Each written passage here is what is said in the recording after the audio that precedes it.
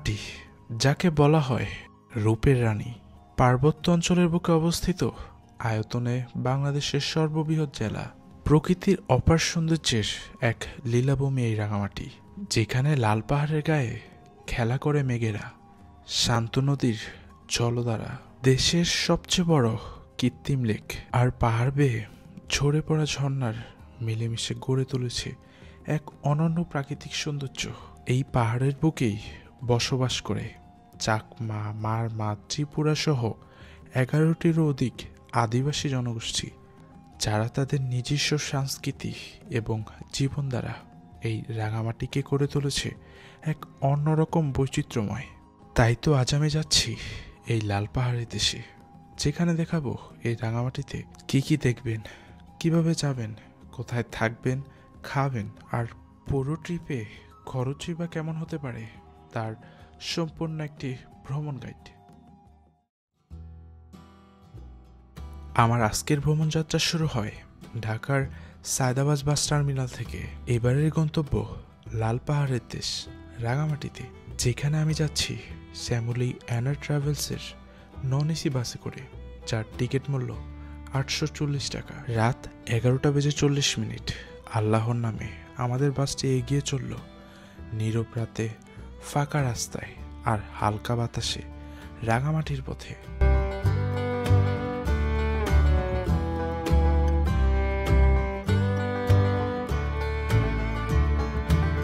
রাত 2:20 আমাদের আজকের যাত্রা বিরতি পরে কুমিল্লার হোটেল তাজমহল কমপ্লেক্সে। জেনে রাখা ভালো, এই ধরনের যাত্রা বিরতির হোটেলগুলোতে খাবারের দাম তুলনামূলক অনেকটাই বেশি হয়ে থাকে, তাই খাওয়ার আগে দরদাম জেনে নেওয়াটাই বুদ্ধিমানের কাজ।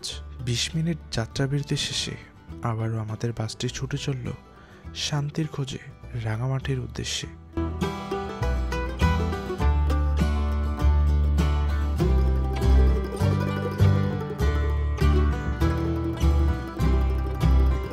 ঘড়িতে সময় সকাল 6:20 আর আল্লাহর অশেষ রহমতে আমি আছি এখন ঠিক রাঙামাটির রিজার্ভ বাজারের নতুন বাস স্ট্যান্ড। বাস কিন্তু আমাকে এই নতুন বাস স্ট্যান্ডে এখানেই নামিয়ে দেয়। তো এখান থেকে যাব এই রিজার্ভ বাজারের ঠিক লঞ্চ ঘাট, যেটাকে ঘাট বলা হয়, নৌকা ঘাট, ওইখান থেকে আসলে ভোট ভাড়া করব, যেটা কি না এই নতুন বাস স্ট্যান্ড থেকে যেতে, পায়ে হেঁটে যেতে আনুমানিক 7 থেকে 9 মিনিটের মতো লাগবে। চাইলে লোকাল যে সিনজিগুলিতে আছে 10 টাকা করে যাওয়া যায়। তো এখান থেকেই সকালের নাস্তা সারবো।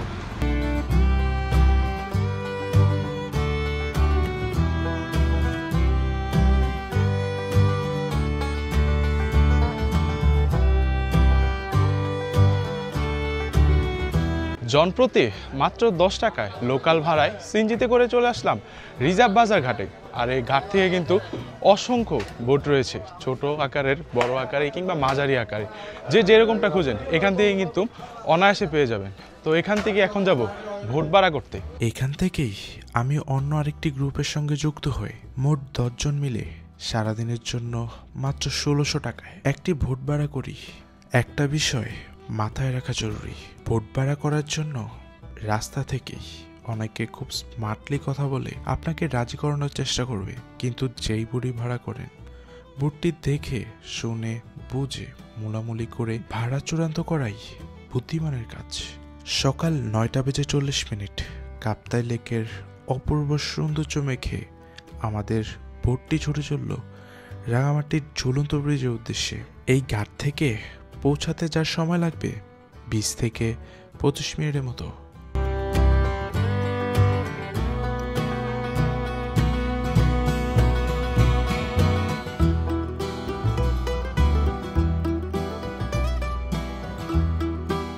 কাপ্তাই লেকের সৌন্দর্য উপভোগ করতে করতে চলে এসেছি দিনের প্রথম স্পটে এবং রাঙামাটির পরিচিত একটি ল্যান্ডমার্ক, ঠিক ঝুলন্ত ব্রিজে।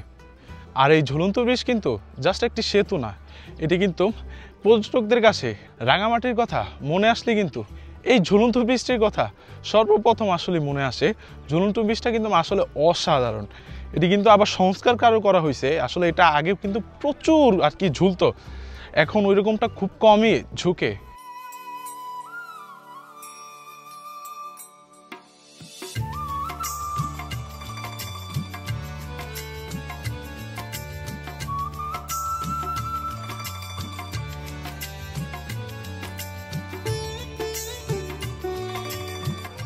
ওই যে বোটটি ওই পাশে নামাই দিছিল, ওদিক থেকে এই পাশে ব্রিজের শুরুর দিকে টিকিট কাউন্টার, 20 টাকা দিয়ে টিকিট কেটে এই যে 350 ফুট উচ্চতার এই ব্রিজটি ক্রস করে এই পাশে আসলাম। এই সাইডে হচ্ছে একটি পাহাড়, ওই সাইডে আরেকটি পাহাড়, আর এই দুইটা পাহাড়ের মধ্যে সেতু বন্ধনে কিন্তু এই ঝুলন্ত ব্রিজটা। আর এই পাশ থেকে কিন্তু অসাধারণ সুন্দর একটা ভিউ দেখা যাচ্ছে এই ঝুলন্ত ব্রিজের। আর এই পাশে আসার রিজনটা হচ্ছে এই পাশে হচ্ছে পাহাড়িদের, বিভিন্ন পাহাড়িদের বসবাস রয়েছে, আবার ওনাদের বিভিন্ন কালচারাল, ওনাদের ট্র্যাডিশনাল জিনিসপত্রগুলো কিন্তু এই জায়গায় পাওয়া যায়।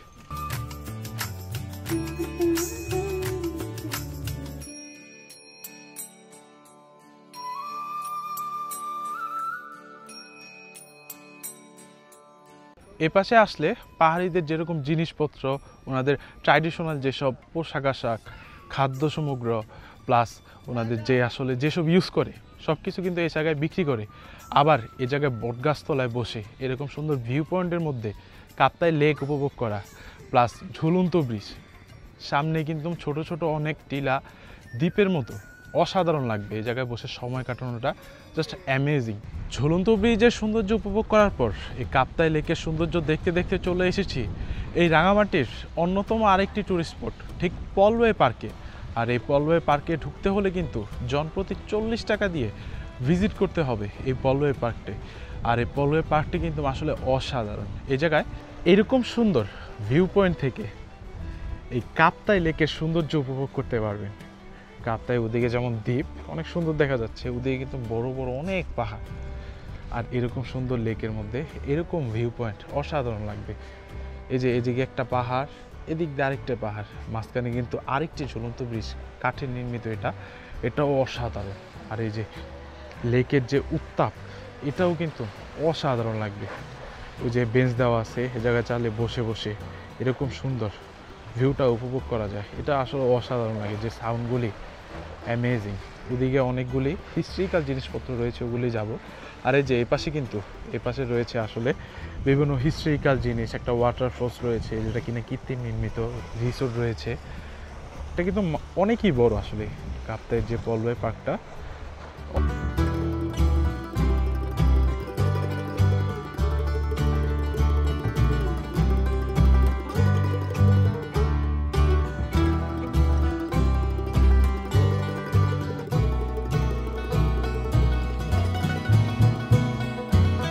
চলে এসেছি এই পলওয়ে পার্কের বিশেষ আকর্ষণ লাভ পয়েন্টে, যেখানে কিনা প্রেমিক প্রেমিকারা এই এরকম পেডলক লাগিয়ে তাদের ভালোবাসার প্রতীক এবং নিদর্শনগুলি এ জায়গায় তৈরি করে যায়। এই জায়গায় প্রতিটি লতের মধ্যে কিন্তু প্রতিটি স্মৃতি জড়িয়ে আছে। আর এ জায়গায় কিন্তু সুন্দর একটা হিস্টোরিক্যাল রয়েছে, যার জন্যই কিন্তু এই লাভ পয়েন্টটা এই পলওয়ে পার্কে নির্মাণ করা হয়।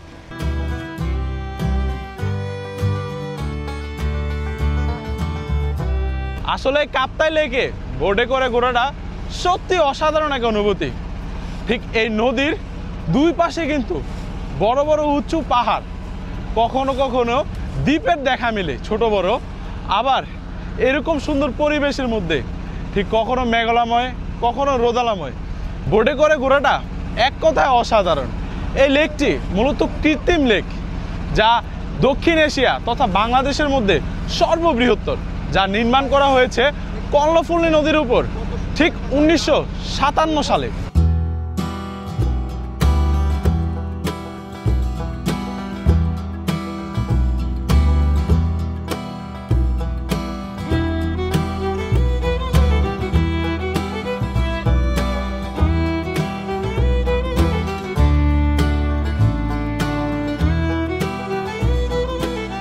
চলে এসেছি রাঙামাটির জনপ্রিয় এবং প্রাকৃতিক পরিবেশের মধ্যে চোখ ধাঁধালো একটি ঝর্ণার মধ্যে, সেটি হচ্ছে এই যে পিছনে সুবলং ঝর্ণা।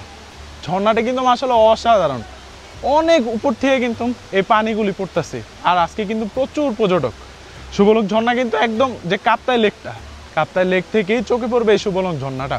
এজন্যই কিন্তু রাঙামাটি যারা ঘুরতে আসে তারা কিন্তু সবাই এই সুবলং ঝর্ণাটা অবশ্যই ভিজিট করে।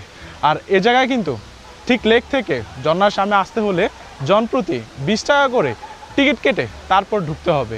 আর এই জায়গা কিন্তু অসম্ভব সুন্দর। ঠিক এই যে এই জায়গাটিতে নামিয়ে দেয়, এখানে ওই যে সামনে টিকিট কাউন্টার, টিকিট কেটে এই যে সিঁড়িগুলি বেয়ে বেয়ে একটা সেতুর মধ্যে আছি, এদিকে একটা ব্রিজ আছে, এদিকে একটা ব্রিজ আছে, আর এই যে সামনেই কিন্তু মাশাআল্লাহ প্রচুর পর্যটক কিন্তু আজকে এই সুবলং ঝর্ণাতে। সে উপর থেকে লেয়ারগুলো বৈশা আছে, এদিকে ছড়ায় যায়, অপূর্ব সুন্দর কিন্তু সুবলং ঝর্ণাটা।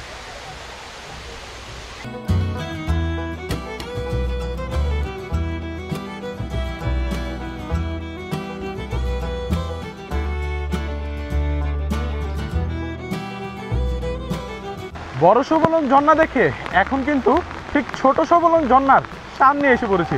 ওই যে আমার পিছনে কিন্তু ছোট সুবলং ঝর্ণাটা, এ জায়গায় কিন্তু আসলে অনেক পানি। আর এখন যে বৃষ্টি হচ্ছে, আসলে অনেকক্ষণ যাবত বোর্ডের মধ্যে বসেছিলাম, বাট বৃষ্টি থামছিল না। দ্যাটস ওয়াই ব্যাগের থেকে রেইনকোট বের করে এই যে এরকম সুন্দর একটা মুহূর্ত সাক্ষী হতে এসে পড়ছি। আর এটার সামনে আসতে হলে কিন্তু আবারও 10 টাকা দিয়ে টিকিট কেটে এটার সামনে আসতে হবে। ঠিক পাহাড়ি এরকম সিঁড়ি বেয়ে বেয়ে এটার সামনে আসতে পারবেন। আর এই জায়গার দৃশ্য কিন্তু আসলে অসাধারণ, প্রবাহও কিন্তু আসলে অনেক অনেক স্রোত।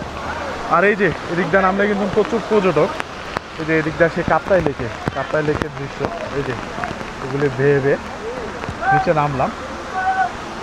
অসাধারণ কিন্তু এই ছোট সুবলং ঝর্ণাটা।